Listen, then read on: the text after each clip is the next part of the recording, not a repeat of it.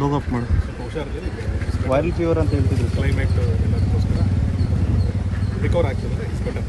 ಯಾವಾಗಲೂ ನಾನು ಯಾವ ಸ್ಮೈಲ್ ಅದು ನೋಡಿ ರಿಯಾಕ್ಟ್ ಮಾಡಿದ್ರು ಅದೇ ಒಂದು ಸ್ಮೈಲ್. ಅದೇ ಹೇಳೋದು ಅವ್ರಿಗಿಂತ ನಮಗೆ ಒಳ್ಳೆ ವೀಕ್ ಆಗಿದ್ದೀವಿ ನಾವು ಸರ್. ಏನಿಲ್ಲ ಬೇಸಿಕ್ಲಿ ಹೇಗಿದ್ದಾರೆ ಅವ್ರು ಹೆಲ್ತು ಅದ್ರ ಬಗ್ಗೆನೇ ಚರ್ಚೆ ಆಗಿದೆ. ಏನಿಲ್ಲ ಮೊನ್ನೆ ಆರಾಮಾಗಿದ್ದೀನಿ, ಸ್ವಲ್ಪ ಜ್ವರ ಇತ್ತು, ಇವಾಗ ಬೆಟರ್ ಆಗ್ತಾ ಇದೆ, ಏನು ತೊಂದರೆ ಇಲ್ಲ ಅನ್ನೋ ಥರನೇ ಹೇಳೋದು. ಬೇಸಿಕ್ಲಿ ಅದ್ರ ಬಗ್ಗೆನೇ ಮಾತಾಡೋದು ಗೊತ್ತಿಲ್ಲ.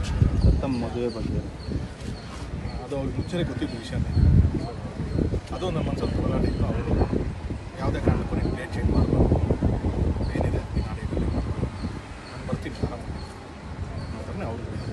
ಅದೇ ನಾವು ಹೇಳಿದ್ವಲ್ಲ ಸರ್, ನಮಗೆ ಅವ್ರೇನು ತಪ್ಪು ಮಾಡಿಲ್ಲ ಅನ್ನೋದೇ ನಾವು ನಂಬಿಕೆನಲ್ಲೇ ಇದ್ದೀವಿ. ಸೊ ಹಾಗೆ ಆಗಲಿ ಅಂತಲೇ ಪ್ರೇ ಮಾಡ್ತೀವಿ. ಸರ್, ವಿಶೇಷವಾದಂಥ ಅನುಮತಿ ಏನಾದರೂ ಪಡ್ಕೊಂಡಿದ್ದೇನೆ ತಮ್ಮ ಏನು ಕಾರ್ಯಕ್ರಮಕ್ಕೆ ಬರೋದಕ್ಕೆ ಏನಾದರೂ ಆ ಒಂದು ಮಾತು? ಸರ್ ಅದೇನು ರೂಲ್ಸ್ ಪ್ರಕಾರದಲ್ಲಿ ಏನಿದೆ ಸೊ ಆ ವಿಸಿಟಲ್ಲಿ ನಾವು ಅಲ್ಲ ತಮ್ಮ ಮದುವೆಗೇನು ಬರಲಿಕ್ಕೆ ಸಾಧ್ಯ? ಅದಕ್ಕೆ ಸ್ಪೆಷಲ್ ಪರ್ಮಿಷನ್ಗೆ ನಾನು ಹೇಳಿ ಸರ್, ಅದು ನನಗೆ ಗೊತ್ತಿಲ್ಲ. ಅದೆಲ್ಲ ಅಷ್ಟು ಅದಕ್ಕೆ ಮುಂಚೆನೇ ಬರ್ತಾರೇನೋ ನಂಬಿಕೆ ಇದೆ. ಇರುಗೇಷನ್ ಕಾರ್ಡಿನ ತಲುಪಿಸಿದ್ರೆ ಸರ್ ಇಲ್ಲೆಲ್ಲ ಏನು ತೊಗೊಂಡೋಗಕ್ಕೆ ಬಿಡಲ್ವಲ್ಲ ಸರ್, ನಮ್ಮ ಏನು ಆ ಥರ ಇದೆ. ಆಶೀರ್ವಾದ ಪಡ್ಕೊಂಡಿದ್ದೀವಿ. ಹೌದು ಸರ್. ಸರ್ ಸಿನಿಮಾ ಬಗ್ಗೆ ಏನಾದರೂ ಮಾತಾಡ್ಬೋದು? ಇಲ್ಲ ಸರ್, ಏನು ಜನರಲ್ಲಾಗಿ ಹೆಂಗಿದೆ ಸಿನಿಮಾ ಹೊರಗಡೆ ಎಲ್ಲ ಏನು ಅಷ್ಟೇ ಬಿಟ್ಟರೆ ಬೇಸಿಕ್ಲಿ ಆ ಹೆಲ್ತು ಅವ್ರಿಗೆ ಆರಾಮಾಗಿದೆ, ಅದೇ ಮಾತುಕತೆ ಆಗಿದೆ ಅಷ್ಟೇ. ಇಂಡಸ್ಟ್ರಿ ಬಗ್ಗೆ ಏನಾದರೂ ಅದು ಕ್ಯಾಶುವಲಾಗಿ ಕೇಳ್ತಾರೆ ಸರ್, ಹೆಂಗಿದೆ ಏನು ಅವ್ರಿಗೊಂದು ಯಾವಾಗಲೂ ಅದ್ರ ಮೇಲೆ ಒಂದು ಪ್ರೀತಿ ಇದ್ದೇ ಇದೆಯಲ್ಲ.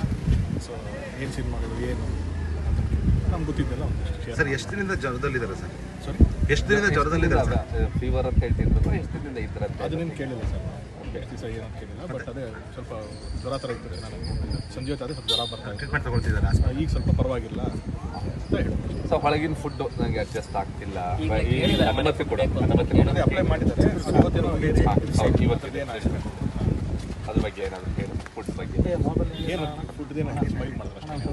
ವೆಯ್ಟ್ ಲಾಸ್ ಏನಾದರೂ ಆಗಿದೆ, ಫುಡ್ ಅಡ್ಜಸ್ಟ್ ಆಗಿಲ್ಲ ಅಂತೇಳಿ ಏನೋ 8 kg ಲಾಸ್ ಆಗಿದ್ದಾರೆ ಅಂತ ಹೇಳ್ಕೊಡ್ತೀವಿ, ಹೌದಾ? ಅದು ಎಷ್ಟು ಕೆ ಜಿ ಅನ್ನಿಸಲ್ಲ, ಬಟ್ ಸ್ವಲ್ಪ ವೆಯ್ಟ್ ಲಾಸ್ ಅಂತ ಕಾಣಿಸುತ್ತೆ, ಎವಿಡೆಂಟಾಗಿ ಕಾಣಿಸುತ್ತೆ.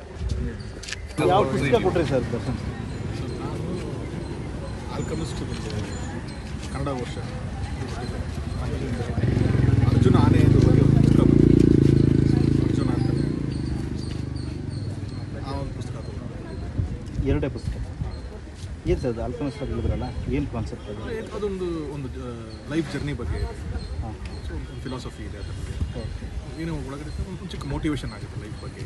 ಸೊ ಅದು ಅಂದರೆ ವಿಶ್ವಾಸ ಹೆಚ್ಚಾಗಲಿ ಅನ್ನೋದು. ಅಂದರೆ ಯಾವ ಸಿಚುವೇಶನ್ ಆದ್ರೂ ಅದರಲ್ಲಿ ಏನು ಪಾಸಿಟಿವ್ ನೋಡ್ಬೋದು ಅನ್ನೋದ್ರ ಬಗ್ಗೆ ಒಂದು ಬುಕ್. ಸೊ ಯಾವುದೇ ಪರಿಸ್ಥಿತಿ ಎಲ್ಲರ ಲೈಫಲ್ಲೂ ಒಂದು ಪ್ರಾಬ್ಲಮ್ಸು, ಒಂದು ಅಡೆತಡೆಗಳನ್ನು ಬಂದೇ ಬರುತ್ತೆ.